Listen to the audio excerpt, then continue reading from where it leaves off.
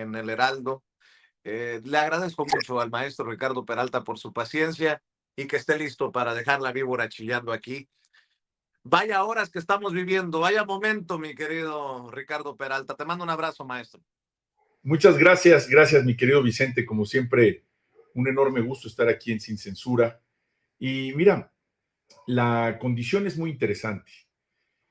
El hecho de que el gobierno de México, y lo digo con la responsabilidad de haber sido servidor público durante muchísimos años, yo prácticamente cumplo 30 años de haber sido servidor público desde el año 94, que fue mi primera incursión en el servicio público, alternándolo con la actividad profesional, la parte catedrática y también la iniciativa privada. Es la primera vez que vemos que un gobierno se compromete cumpliendo los tratados y los acuerdos internacionales. En el caso del gobierno de la doctora Claudia Sheinbaum, el hecho de haber enviado a más de 90 narcotraficantes a los Estados Unidos habla de la confianza que existe entre el gobierno de los Estados Unidos y México, el altísimo nivel de colaboración institucional que existe para haber tomado la decisión de haber enviado a estos 90 narcotraficantes, habla de que hay una comunicación no solamente de ese nivel, sino que hay una comunicación y una colaboración en cuanto a la información que bilateralmente se está compartiendo y que no se puede tomar a la ligera, que no se puede simplemente tomarla en consideración para efecto de columnas periodísticas o una opinión personal. Es un análisis institucional, es un análisis de alto nivel en el que hay que ver los porqués.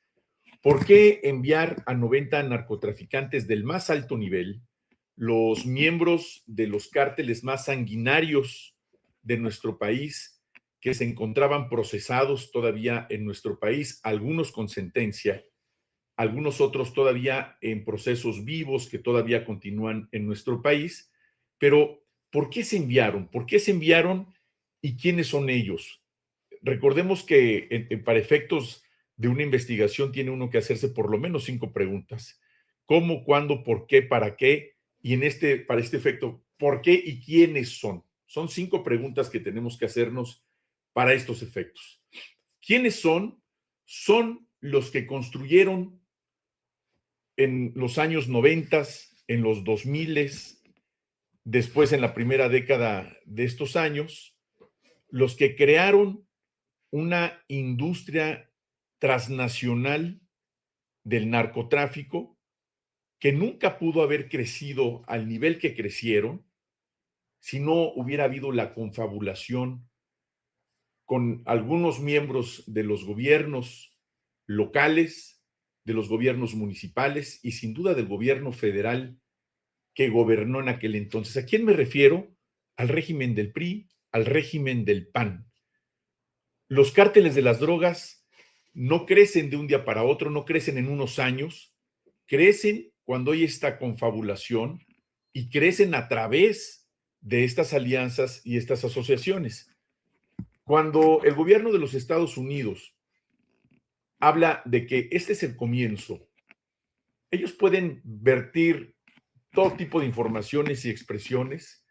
Cada uno de los distintos países sabrá cómo adoptar desde el punto de vista diplomático cada una de estas versiones y de estas menciones.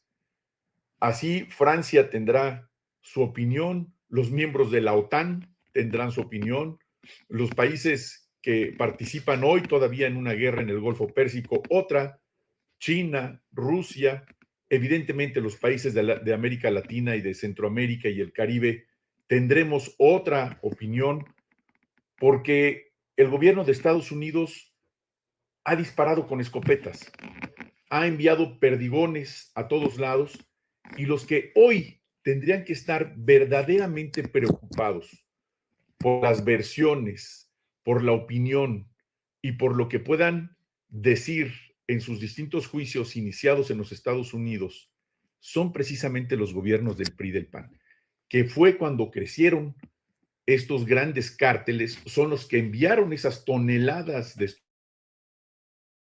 gente a los Estados Unidos y son los que hicieron crecer las redes de distribución hacia toda la Unión Americana, cuando aquí algunos columnistas, con cierta razón, pero con poco conocimiento de cómo se operan las cosas a nivel institucional y obviamente con fantasías de lo que pudiera ocurrir. Cuando uno ha estado en estas organizaciones de gobierno y conoce a fondo cómo es que pueden estructurarse estas organizaciones criminales y cómo es la relación institucional entre países, entre agencias.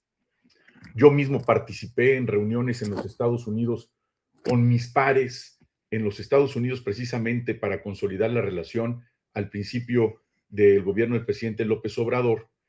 Nos damos cuenta que para que hayan crecido todas estas estructuras como lo hicieron en los Estados Unidos y tener un 25% de consumidores de toda su población, es decir, millones de personas, se requieren también millones de distribuidores, se requieren millones de toneladas de mercancías ilícitas, es decir, drogas, que se distribuyan en ese país.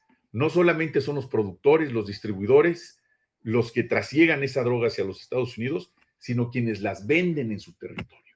Claro.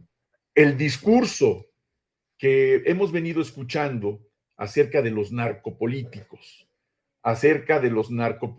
y ahora narcoterroristas, recordemos una condición.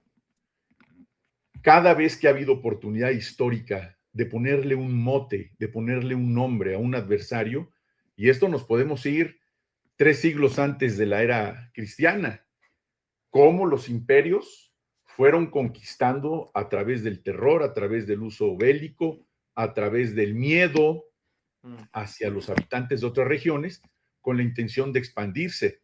Nos regresamos a la época contemporánea. ¿Qué ha venido ocurriendo? Antes eran comunistas, eran simples terroristas, eran narcotraficantes. Yo les llamo a quienes inventan estas historias, y hay que llamarles así, los narcofascistas.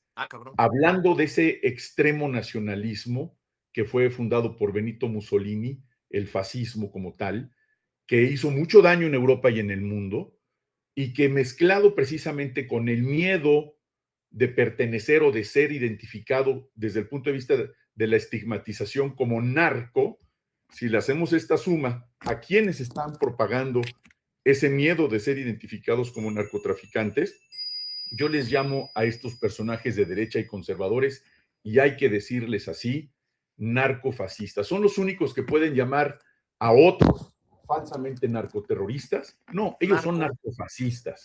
¿Narcofascistas como quién? Decirles así. ¿Cómo? ¿Narcofascistas como quién? Narcofascistas como el PAN en México, que utiliza, repitiendo esa misma condición, en ese armado mediático de las grandes corporaciones internacionales, como si fuera una línea editorial. Tú que eres un gran periodista y que has trabajado en medios nacionales, sabes que existe una línea editorial que les dicen hasta dónde sí, hasta dónde no. Por eso te hiciste un periodista independiente, porque como eres un hombre valiente y dices la verdad, no quisiste que esa línea editorial impactara en tu ética. Estos personajes, columnistas, colaboradores, algunos periodistas o pseudoperiodistas, llevan a cabo a pie juntillas una línea editorial que viene desde el extranjero porque son socios, son accionistas, es real, son dueños de los medios nacionales que tienen sin duda una inclinación conservadora, una inclinación de derecha, y van creando todo un escenario de fantasía, todo un escenario de narrativas, como se les llama. Narcofascista Lili Telles, narcofascista Alito Telles, Moreno. Alito Moreno, este señor Raimundo Rivapalacios, Loret de Mola, todos aquellos que participan de esa narrativa, hablando de dictadores, como si ellos fueran jueces, tuvieran una pluma en vez del martillo que utilizan los jueces. Ellos tienen su pluma y con ella juzgan a las personas, inventan historias, califican a nuestro gobierno como narcogobierno. ¿Qué son ellos? Son narcofascistas. Todos los que señalen a cualquier gobernante sin pruebas, o cualquier persona, cualquier periodista sin pruebas, son narcofascistas, porque están difundiendo, infundiendo el miedo a través de la palabra narco. Los narcos son los que trafican drogas, son los que están de alguna forma coludidos con los narcotraficantes. Y aquellas personas que estén coludidas con los narcotraficantes, sin duda, tendrán que llevar una investigación ante la Fiscalía General de la República, tendrán eventualmente una sentencia absolutoria condenatoria, pero en nuestro país. Ese miedo que se está intentando propagar a través de esta figura de narcogobiernos terroristas o narcoterroristas, esos narcoterroristas existieron en Colombia cuando volaron aquel avión de Avianca, donde mataron más de 107 personas porque querían matar al presidente entonces de su país, de Colombia, a Gaviria, que no se subió a la mera hora del avión. Ese es un acto de narcoterrorismo, sin duda. Hablar de una organización terrorista que trafica drogas como si fuera una condición ideológica, en la técnica doctrinaria, en la descripción gramatical, el terrorismo es otra cosa. Hablar de narcoterrorismo es una cosa totalmente diferente. Es solamente un mote que se utiliza para tergiversar la realidad de las palabras, pero los que sí son narcofascistas es Lili Téllez, es Moreira, es Felipe Calderón, es Genaro García Luna, que está sentenciado en los Estados Unidos, son la derecha completa del mundo. Evidentemente lo que nos toca a nosotros es la derecha mexicana, que por cierto se encuentra en el grave riesgo de que cuando empiecen a hablar esos narcotraficantes que crecieron sus fortunas precisamente en la década de los 90, en la primera década del año 2000, cuando gobernó el peor presidente de la historia de México, que fue Vicente Fox, un cabeza hueca, una apátrida, un entreguista. Ahí empezó todo el problema. Le entrega a Felipe Calderón, otro narcofascista, le entrega el gobierno, usurpando el gobierno, porque en aquel momento todos sabemos quién ganó esas elecciones, y después viene el PRI de nueva cuenta, en una alianza que ahora la vemos que de nueva cuenta participarán en algunos estados en el 2027, y toda esta campaña tiene que ver con eso. Toda esta campaña tiene que ver con las elecciones del 27, que están ya muy próximas, y tiene que ver con el 2030. No nos equivoquemos, no nos espantemos. Estados Unidos tiene la libertad, sus gobernantes sobre todo, de hacer sus expresiones, porque también se encuentran en juego las elecciones de noviembre próximo, donde participará de nueva cuenta Donald Trump. Pueden hacer sus expresiones, pero México es un país de leyes. En México hay un Estado de Derecho.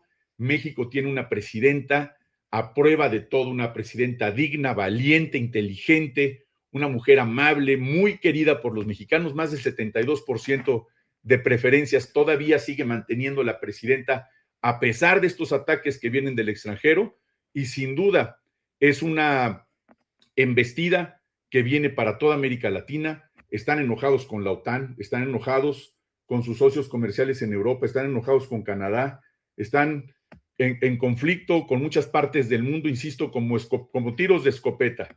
Y hoy por hoy lo que se requiere en una condición de esta naturaleza es señalarlos como lo que son. Son narcofascistas, querido Vicente.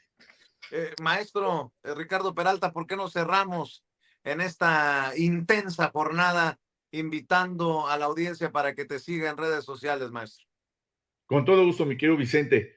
Me pueden seguir en TikTok como Maestro Ricardo Peralta, en Facebook y en Instagram Ricardo Peralta Saucedo, y en la red X Ricard-Peralta.